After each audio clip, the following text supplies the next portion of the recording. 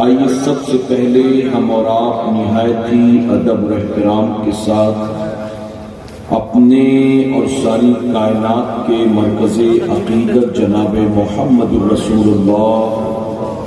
صلی اللہ تعالی علیہ وسلم کی بارگاہ بےکس پناہ میں جس طرح سے میں پڑھا ہوں میرے ساتھ مل کر مرد حضرات بآواز بلند،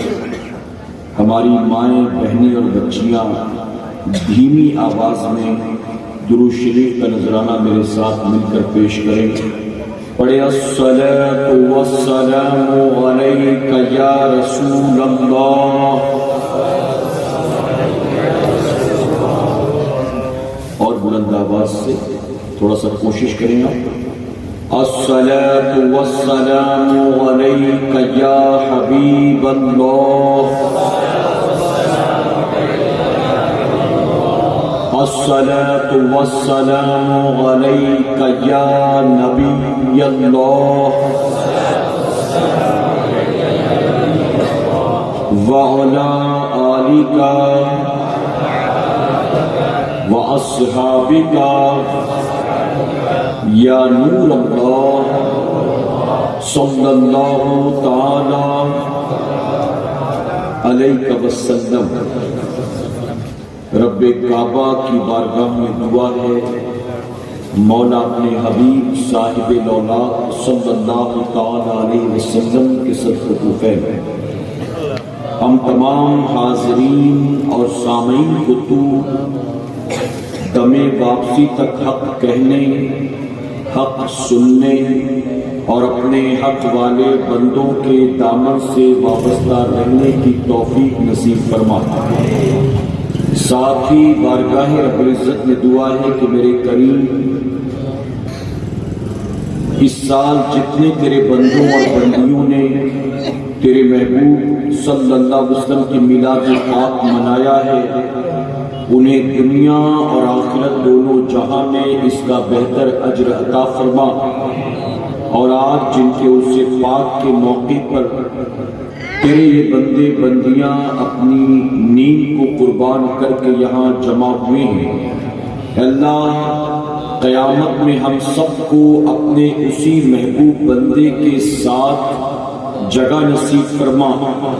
اور ان کے صدقے میں میرے کریم ہم گناہگاروں سیاہکاروں کی بخشش اور مغفرت فرما۔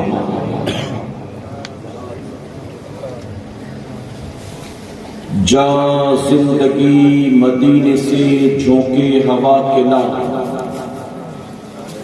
جا زندگی مدینے سے جھونکے ہوا کے لا، شاید حضور ہم سے خفا ہیں منع کے لا۔ جا زندگی مدینے سے جھونکے ہوا کے لا، شاید حضور ہم سے خفا ہیں منع کے لا۔ کچھ ہم بھی اپنا چہرو باطن سنوار لیں، کچھ ہم بھی اپنا چہرو باطن سنوار لیں، بوبکر سے وہ آئینے عشق و وفا کلا، شاید حضور ہم سے خفا ہے منع کلا۔ اور دنیا بہت ہی تنگ مسلمان پہ ہو گئی، دنیا بہت ہی تنگ مسلمان پہ ہو گئی، فاروق کے زمانے کے نقشے اٹھا کے لا، شاید حضور ہم سے خفا ہے منع کے لا۔ اور محروم کر دیا ہمیں جن سے نگاہ نے، محروم کر دیا ہمیں جن سے نگاہ نے، عثمان سے وہ زاویے شرم و حیا کے لا، شاید حضور ہم سے خفا ہے منع کے لا۔ اور مغرب میں مارا مارا نہ پھر اے گدائے علم، مغرب میں مارا مارا نہ پھر اے گدائے علم، دروازے علی سے تو خیرات جا کے لا، شاید حضور ہم سے خفا ہے منع کے لا۔ اور باطل سے دب رہی ہے پھر امت رسول کی، باطل سے دب رہی ہے پھر امت رسول کی، منظر ذرا حسین سے کچھ کربلا کے لا، منظر ذرا حسین سے کچھ کربلا کلا، شاید حضور ہم سے خفا ہے منا کلا، شاید حضور ہم سے خفا ہے منا کلا۔ میرے پیارے آقا علیہ الصلوۃ والتسلیم کی پیروانوں، مجھے اچھی طرح سے اس بات کا احساس ہے کہ آپ میں سے اکثر لوگوں کو یہ اشعار سمجھ میں نہیں آئے ہوں گے، لیکن میں یقین کے ساتھ کہتا ہوں کہ اگر آپ اٹھ کر جائیں گے نہیں اور اطمینان سے بیٹھ کر سنیں گے تو اشعار سمجھ میں نہیں آئے، لیکن میری باتیں آپ کی سمجھ میں آئیں گی انشاءاللہ۔ میں بہت زیادہ بھاری بھرکم اردو نہیں بولوں گا، میں دراصل آپ کے علاقے میں اپنی ذات کو منوانے نہیں آیا ہوں بلکہ اپنی بات کو منوانے کے لیے آیا ہوں، اور وقت کافی ہو چکا ہے اور مجھے اس بات کا بھی احساس ہے کہ جیسے جیسے وقت بڑھے گا ویسے ویسے سردی بھی بڑھتی چلی جائے گی، لیکن آپ اس یقین کے ساتھ آخر تک بیٹھے رہیں کہ آج ہمارا اور آپ کا یہ سردی برداشت کرنا بھی دنیا کے کسی نفع کے لیے نہیں ہے، رشتہ داری کے لیے نہیں ہے، شادی بیاہ کے لیے نہیں ہے، کاروباری اعتبار سے نہیں ہے، بلکہ آج اگر اس سردی کو برداشت بھی کر رہی ہیں تو یہ بھی صرف اللہ اور اس کے رسول صلی اللہ علیہ وسلم کی رضا کے لیے۔ اور میں ممبر رسول پر موجود ہوں، ذمہ داری کے ساتھ کہوں گا اگر آپ نے آج کی اس سردی کو برداشت کر لیا، اللہ آپ کو قبر کی گرمی سے بچا دے گا، اللہ آپ کو محشر کی گرمی سے بچا دے گا، لیکن شرط یہ ہے کہ آپ بیٹھیں، سنیں اور سمجھنے کی کوشش کریں، شروع ہی میں اٹھ کر بھاگے نہیں کہ انشاءاللہ۔ میرے پیارے آقا کے پیروانوں، امریکہ کا ایک رائٹر جس کا نام ہے Michael H Hart, Michael H Hart نے امریکہ کے بہت سارے رائٹرز کو جمع کیا، لیکھکوں کو جمع کیا، جس میں بہت سے ہسٹورین بھی تھے، یعنی اتہاس کار بھی تھے، تاریخ نگار بھی تھے۔ ان سب کو جمع کرنے کے بعد اس نے کہا کہ ہمیں ایک ٹاپک پر کام کرنا ہے، اور وہ ٹاپک کیا ہے؟ دنیا میں لاکھوں کروڑوں انسان ہیں، ان لاکھوں کروڑوں انسانوں میں سے ہمیں 100 لوگوں کے نام کو جمع کرنا ہے اور ہمیں بتانا ہے کہ یہ 100 لوگ دنیا کے تمام انسانوں میں سب سے زیادہ مہان لوگ ہیں، یہ گریٹسٹ لوگ ہیں، یہ انفلوئنسرز ہیں، یعنی یہ وہ لوگ ہیں کہ جن کی زندگی لوگوں کو متاثر کرتے ہیں، یہ لوگوں کے لیے آئیڈیل ہے۔ اب جانتے ہیں ان لوگوں نے 28 سال تک اس پر محنت کی، 28 سال ریسرچ کی، ان تمام رائٹرز نے مل کر ایک 32 کیٹیگری تیار کی، یعنی ایک انسان مہان کیسے بنے، اس کے اندر کیا خوبی ہونی چاہیے۔ تو 32 کیٹیگریز انہوں نے تیار کی کہ وہ آدمی اچھے اخلاق والا ہونا چاہیے، اس آدمی کی زبان اچھی ہونی چاہیے، اس آدمی کا کردار اچھا ہونا چاہیے، اس آدمی کا رویہ اچھا ہونا چاہیے، وہ آدمی کبھی جھوٹ نہیں بولنا چاہیے، وہ آدمی کبھی وعدہ خلافی نہیں کرنا چاہیے۔ اس طرح سے 32 کیٹیگریز تیار کی، 28 سال تک محنت کی، ان دنیا کے کروڑوں لوگوں میں سے ہزاروں لوگوں کو کے ناموں کو جمع کیا، ایک ایک کر کے 32 کیٹیگری میں رکھا، دھیرے دھیرے لوگوں کو باہر کیا۔ اس میں یہ خوبی تو ہے لیکن یہ خرابی ہے، یہ خوبی تو ہے یہ خرابی ہے۔ اس طرح سے 28 سال تک محنت کرنے کے بعد 100 مہان لوگوں کے نام کی لسٹ تیار کی، اور وہ سب تیار کرنے والے امریکہ کے عیسائی لیکھک تھے، لیکن قربان نبی کی عظمت پر جب 100 لوگوں کے نام کی لسٹ 28 سال کی محنت کے بعد تیار کی گئی تو اس لسٹ میں سب سے اوپر میرے نبی کا نام تھا۔ رسول اللہ مائیکل ایچ ہارٹ نے اس فیصلے کے بعد کہا، میں جانتا ہوں کہ ہر کوئی مجھ سے اتفاق نہیں کرے گا، میرے اس فیصلے کو ہر کوئی قبول نہیں کرے گا، میں جانتا ہوں۔ اس نے کہا جس کسی کو میرے اس فیصلے پر، میرے اس سلیکشن پر اعتراض ہو، میں اس کو دعوت دیتا ہوں کہ تم میری بات کو نہ مانو، ایک مرتبہ تم پیغمبر اسلام کی سیرت کو پڑھ لو، ان کی تعلیمات کو پڑھ لو، ان کی زندگی کو پڑھ لو، تمہیں بھی ماننا پڑے گا کہ وہ ایک دھرم کے لیڈر نہیں تھے، وہ صرف ایک ریلیجن والوں کے لیے نہیں تھے، بلکہ وہ تمام دنیا کے انسانوں کے لیے رہنما بن کر آئے۔ یہ کون کہہ رہا ہے؟ یہ وہ کہہ رہا ہے جو مسلمان نہیں ہے، عیسائی۔ میرے پیارے آقا کے پیروانوں، آپ ذرا سوچیں، عیسائی پڑھا لکھا اسکالر نبی کی زندگی کو پڑھتا، نبی کی سیرت کو پڑھتا، تو نبی کی تعلیمات سے، ان کی سیرت سے متاثر ہوئے بغیر نہیں رہ پاتا ہے۔ لیکن آج ہمارا اور آپ کا حال کیا ہے؟ ہم اسی نبی کا کلمہ پڑھنے والے لوگ ہیں، لیکن ہم اور آپ نہ نبی کی سیرت پر چلنے والے ہیں، نہ نبی کی تعلیمات کو اپنانے والے ہیں، بلکہ میرے پیارے آقا کے پیروانوں، کسی اسکالر نے بہت بڑی بات کہی تھی کہ دنیا میں سب سے اچھا مذہب اسلام ہے اور سب سے برے لوگ مسلمان ہیں۔ آپ سوچیں، میں کئی مسلمانوں کو جانتا ہوں، غیروں کی بات نہیں کر رہا ہوں، کئی مسلمانوں کو جانتا ہوں بامبے جیسے شہر میں رہتے ہیں۔ مسلمان خود یہ کہتا ہے یا ایک بار غیر کے ساتھ کام دھندا کر لینا چلے گا، لیکن مسلمان کے ساتھ نہ۔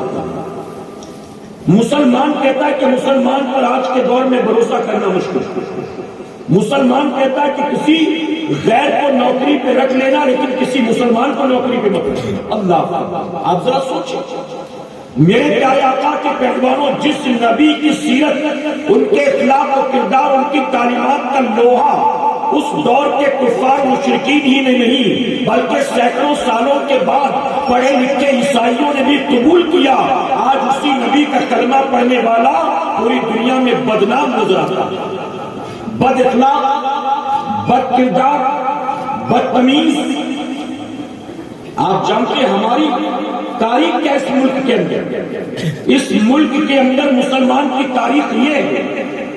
کہ جب مسلمان کا پڑوسی ہندو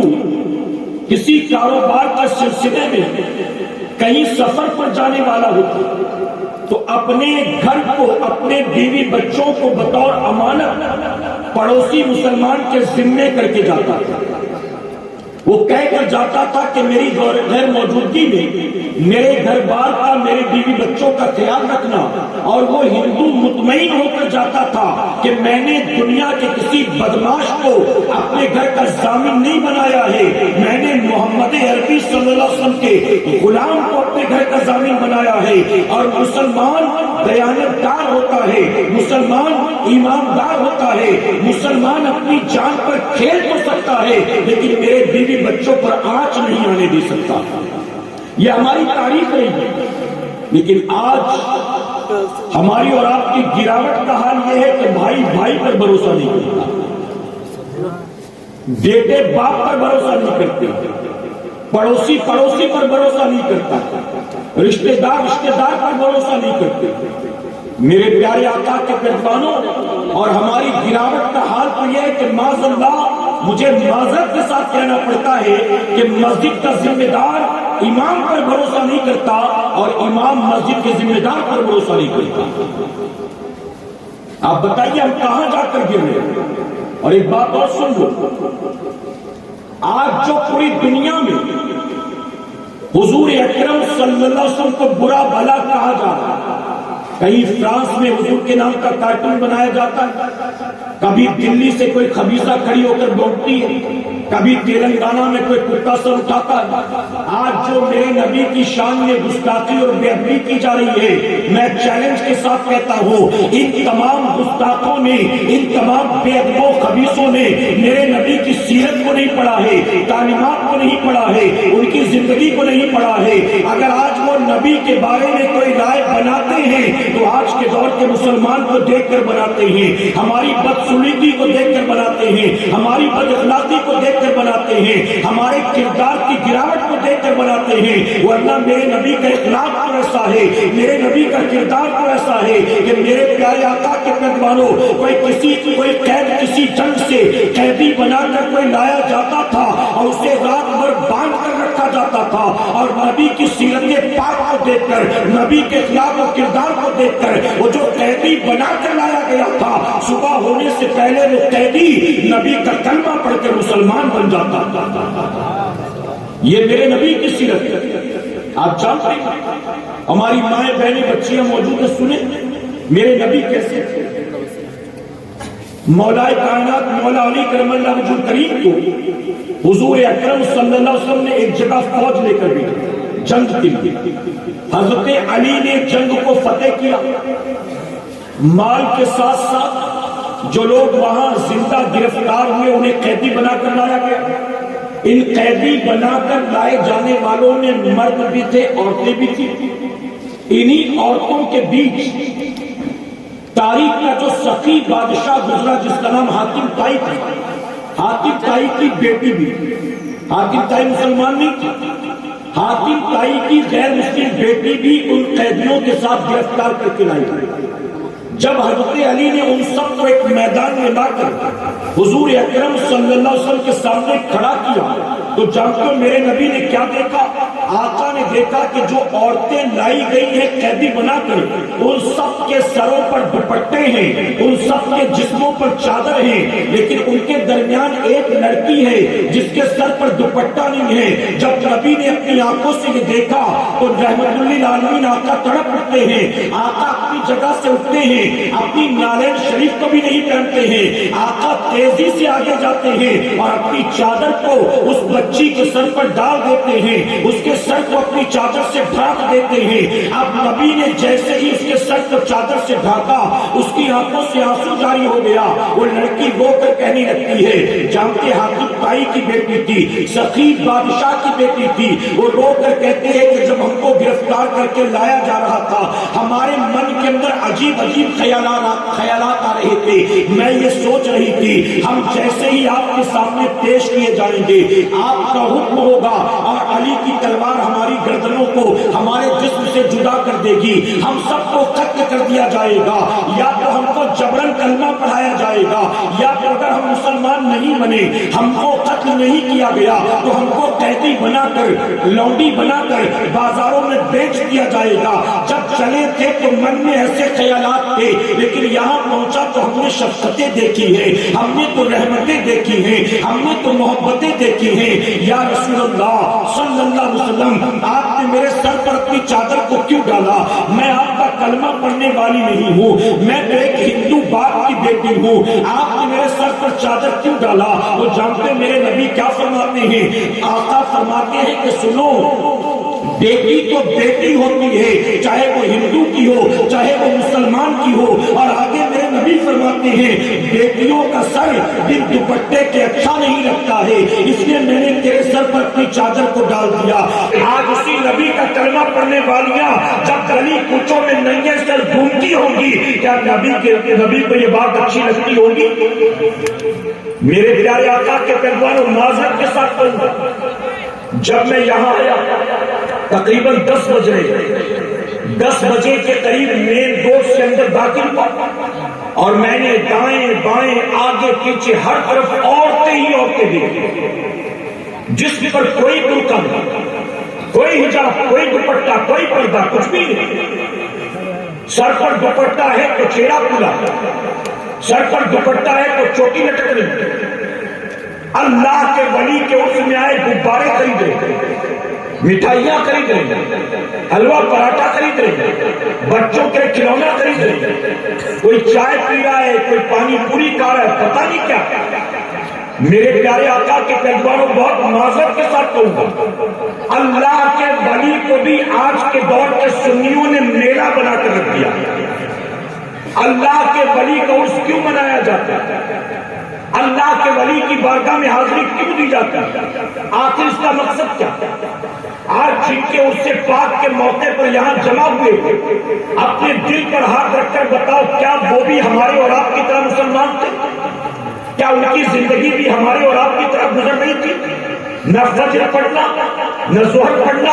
نہ عصر پڑھنا، نہ مغرب پڑھنا. کیا بتاؤ ہماری طرح وہ رسم و رواج والے سنی تھے کہ جب جمعہ کا دن آیا تو مسجد میں جا کر 2 رکعت پڑھ لی، اور جمعرات کا دن آیا تو مزار پر جا کر حاضری دے دی، عید کا دن آیا تو چلے عیدگاہ کی طرف، کسی کا انتقال ہوا تو چل پڑے قبرستان کی طرف، شب معراج اور شب برات آ گئی تو چل پڑے اللہ کے گھر کی طرف. کیا بتاؤ ہمارے اور آپ کی طرح وہ بھی چند دنوں چند راتوں کے مسلمان تھے. اللہ کے سجدے کے لیے وہ بڑی راتوں کا انتظار کرتے تھے. اللہ کا سجدہ کرنے کے لیے کیا وہ ہفتے میں ایک دن جمعہ کا انتظار کرتے تھے؟